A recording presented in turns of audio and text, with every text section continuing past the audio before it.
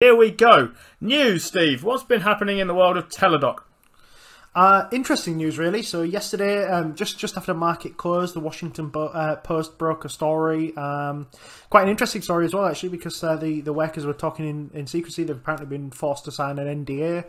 But it looks as if Amazon Care is shutting down. So Amazon Care is the Amazon-owned telehealth product that was going to come and eat Teladoc's lunch.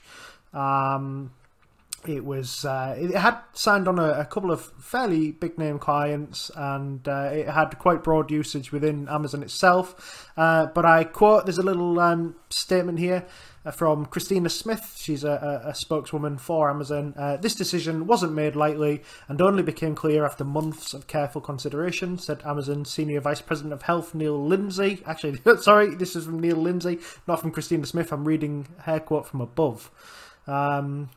So, although our enrolled members have loved many aspects of Amazon Care, it is not complete enough offering for the large enterprise customers that we have been targeting, and thus wasn't going to work long term.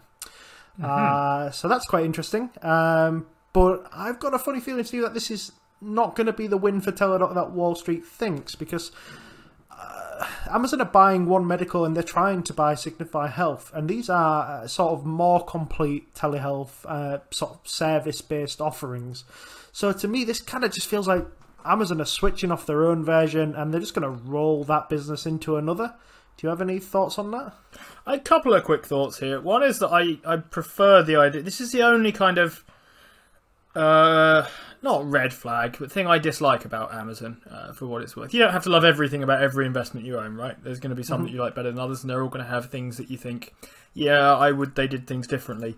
I don't like the way they keep getting distracted by more and more and more different things. This is the point we'll come back to here. I'm not convinced I want Amazon messing around in telehealth businesses. I'd rather they stayed focused on the things that that are more core to their operations at the moment. But still, from a Teladoc perspective, and we've covered this or talked about this stock quite a lot on the show in recent months and years, on the face of it, if you think that's the win that people sort of, it looks like at first sight, that's an almighty proof of a moat, right? I mean, never mind about switching costs and scale and barriers to entry and so on and so forth. If Amazon came and tried to disrupt your business and then they backed off again, that must be like the moat of the century around that business. And Teladoc isn't typically a business I think of as having much of a moat, because telehealth is something of a commodity.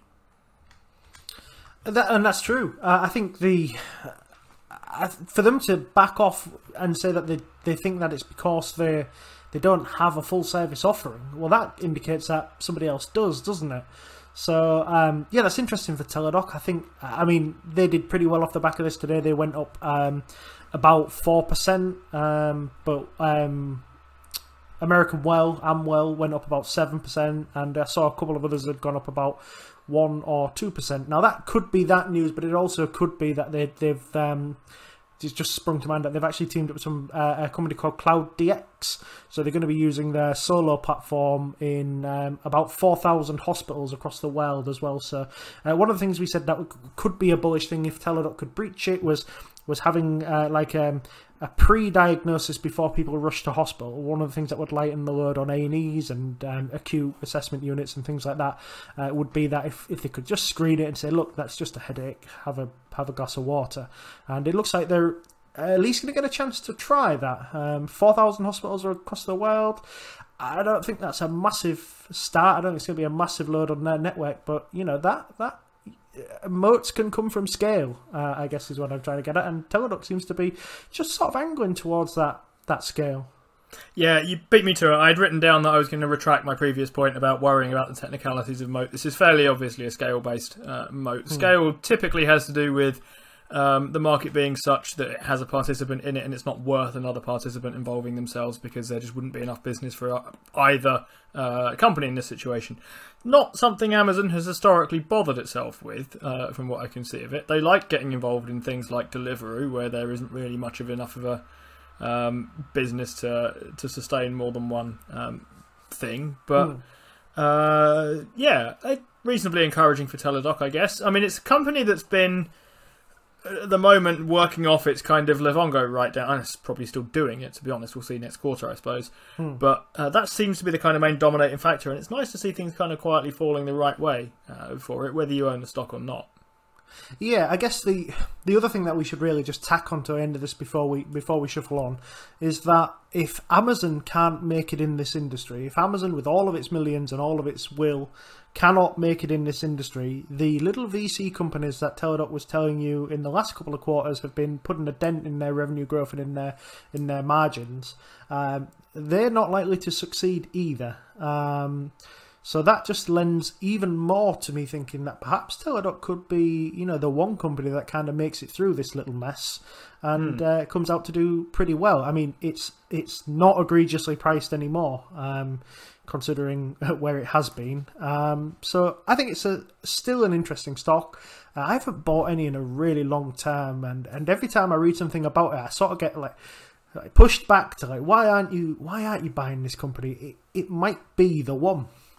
It's very much gone out of fashion, hasn't it? And it's a company in a stock, I guess, more specifically a stock, really, that it rouses passions in people. Mostly, I think, because of its associations with Cathie Wood. It was the largest stock in her Genomic Revolution ETF at one point. It might still be, for all I know.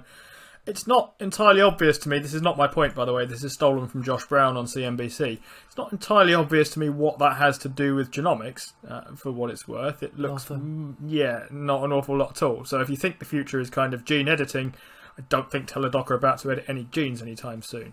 But if you think the future is kind of disruptive healthcare, and this was a big thing for Cathie Wood, and I think a lot of people, with some justification, got kind of annoyed about that. But then, you know, we're post-pandemic and it turns out people are going to go to the doctors again, and lots of things are kind of going wrong in that direction, and we think things were overblown. But all of these things can fall too far, I think. I mean, Buffett says that, look, any business at the wrong price can be a bad investment. It's not the case that any business at a very low price can be a good investment. But Teladoc is definitely in the category that, you know, at the right price, I think, it's not nothing. There's a lot to kind of work off there, but it's got something going for it at the very least.